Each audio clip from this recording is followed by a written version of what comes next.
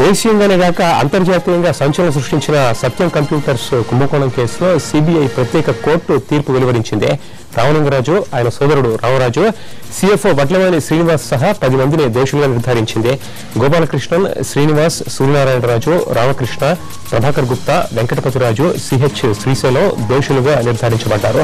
120B, 420 sections కింద వీరంతా నేరం చేసినట్లు కోర్టు ధృవీకరించింది.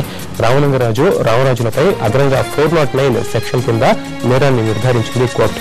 దోషులందరికీ 7 నుంచి 10 ఏళ్ల వరకు శిక్ష పడే అవకాశం ఉంది.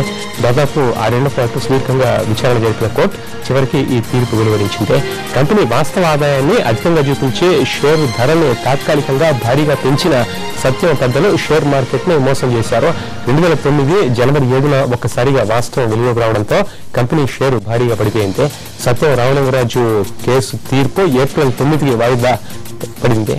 అయితే ఇప్పుడు ఆ తీర్పు సారాంశం వస్తోంది.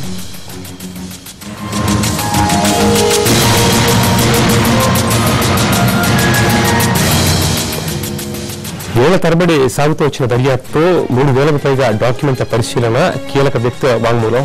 దేశంలో అతిపెద్ద వైట్ కాలర్ స్కామ్ లో మలుపులివే. నేడు సత్యం కుంభకోణం కేసులో ఈ తీర్పు వెలువడింది.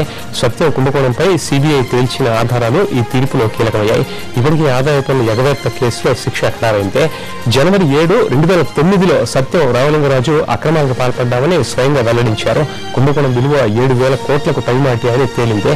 సాఫ్ట్వేర్ రంగంలో అప్పుడప్పుడే ప్రపంచ దేశాలు అభివృద్ధి అడుగు వేస్తుండగా ఈ కేసు తొలి సంచలనం సృష్టించింది. సిబిఐ ఈ కేసులో మొత్తం 3 ఛార్జ్ షీట్లని కోర్టులో దాఖలు చేసింది. సత్యం సంస్థలో జరిగిన అవకతవకలు, ఆడిటింగ్ లో ఏ విధంగా మోసాలకు పాల్పడ్డారో సిబిఐ ప్రత్యేక కోర్టులో వాదనలు వినిపించింది. ఇప్పటివరకు 74 నెలలు కొనసాగిన విచారణలో సిబిఐ 216 మంది సాక్షుల వాంగ్మూలాన్ని సేకరించింది. ఇప్పటికే ఈ కేసులో సత్యం రామలింగరాజు 33 నెలలు జైలు జీవితం గడిపారు.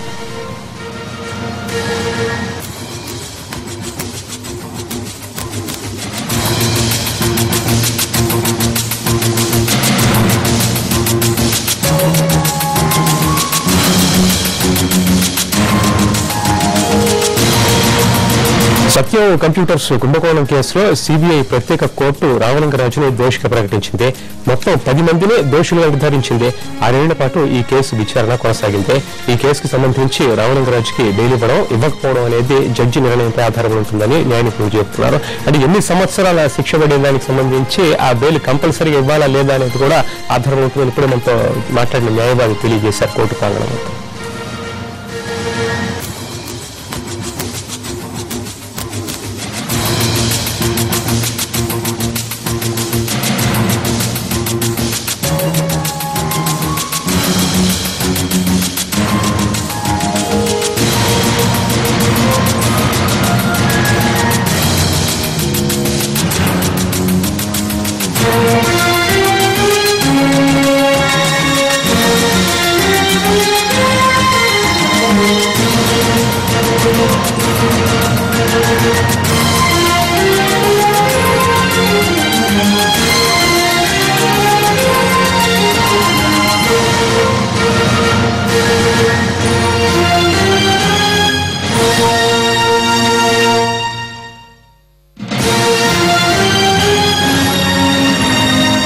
ఒక గ్రూప్ ఆఫ్ వ్యక్తులు ఎవరైతే వ్యక్తులు ఉన్నారో వాళ్ళందరూ కలిసి ఒక నేరం చేసినప్పుడు కంపల్సరీ 120B కాన్స్పిరసీ అనేది ఉంటుంది. ఒక నేరానికి సంబంధించిన ఆ నేరం చేయడానికి కాన్స్పిరసీ ఏదైతే ఉంటుందో అదేవిధంగా 420 చీటింగ్ ఎవరైతే చేశారో, చీటింగ్ చేసి ఇండ్యూసింగ్ చేసి చీటింగ్ ఎవరైతే చేశారో వారికి 420 అది 7 years వరకు అయితే ఉంటుంది.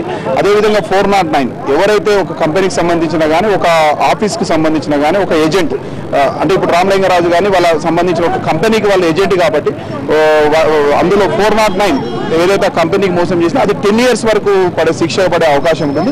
120Bకి ఏదైతే ఈ సెక్షన్స్ 420, 409 పడే ఏదైతే ఇది ఉంటుందో శిక్ష ఉంటుందో దాన్ని 120Bకి వర్తింపజేస్తారు.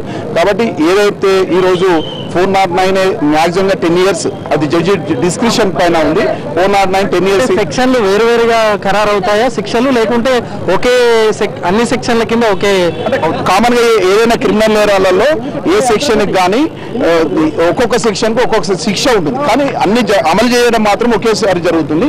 ఒక సెక్షన్ కు 4 years 3 years వేసినప్పుడు, ఒక సెక్షన్ కు 10 years వేసినప్పుడు అది కామన్ గా అన్ని సెక్షన్లకు కలిసి 10 years ఉంటుంది, 3 years ఉంటుంది. జడ్జి డిస్క్రిప్షన్ పై ఒక్కొక్క సెక్షన్ పై శిక్ష ఖరారు చేసే అవకాశం ఉంటుంది.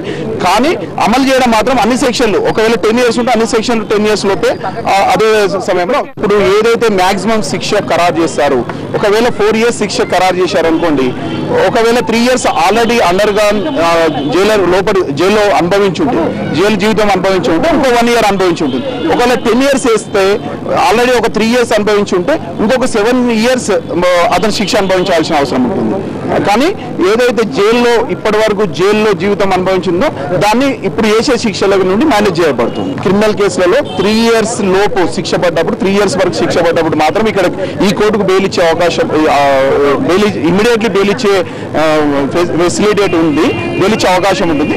అబౌవ్ 3 years ఏదైతే ఉంటుందో ఖచ్చితంగా అప్పీలేట్ కోర్టులో బెయిల్ తీసుకోవాల్సిన అవసరం ఉంటుంది. అది చట్టం చెప్తుంది. చట్ట ప్రకారంగా 3 years లోపు మాత్రమే బెయిల్ ఇచ్చే ఆస్కారం ఉంది. అబౌవ్ 3 years ఒకవేళ శిక్ష పడితే మాత్రం ఎవరైతే అప్పీలేట్ కోర్టుగా అప్పీల్ చేసుకొని ఈ రోజు రేపు బెయిల్ తీసుకోవాల్సిన అవసరం ఉంది.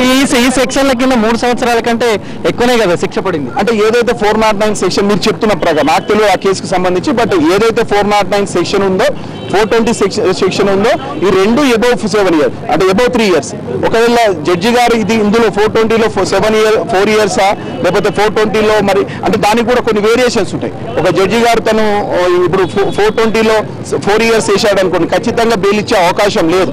ఖచ్చితంగా అప్లేట్ కోర్టులో బెయిల్ తీసుకోవాల్సిన అవసరం ఉంటుంది. అది డిస్కషన్ హైకోర్టుకు వెళ్తే బెయిల్ లభిస్తుందని బట్టి, కేసు ఒక విట్నెసెస్ బట్టి, కేసు యొక్క విస్తృతి దాన్ని బట్టి ఎంత శిక్ష అనేది జడ్జి గారిపై ఆధారపడి. ఏది కానీ చట్టంలో అన్ని అవకాశాలు ఉన్నాయి. ఒక నేరము ఒకవేళ ఇక్కడ రుజువు జరిగిందని తెలిసిన తర్వాత అతను పైకోర్టుకు వెళ్ళి అప్పీల్ చేసుకునే అవకాశం ప్రతి దానిలో ఉంది. మొన్న మనం జయలలిత కేసులో కూడా చూసాము.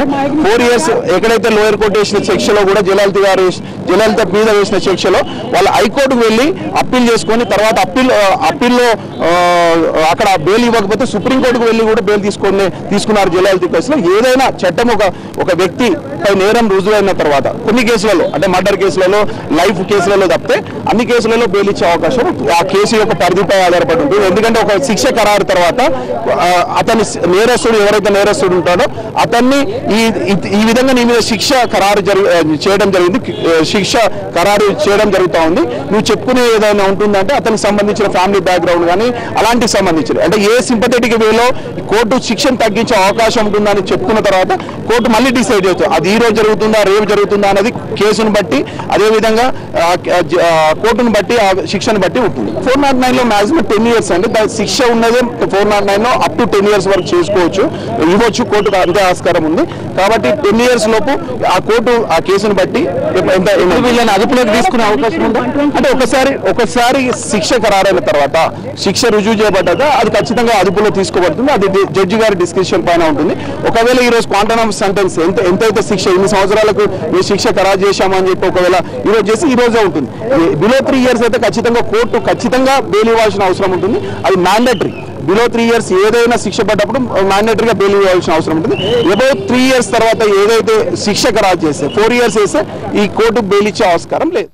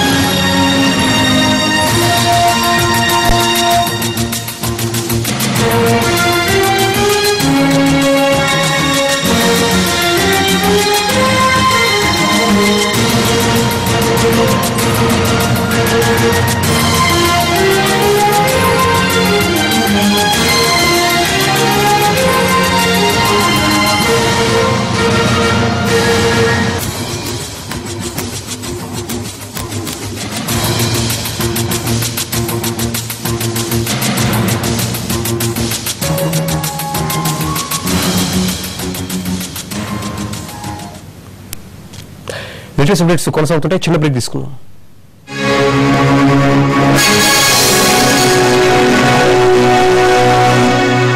సహజమైన అలోవెరా మరియు షాజెల్తో కూడిన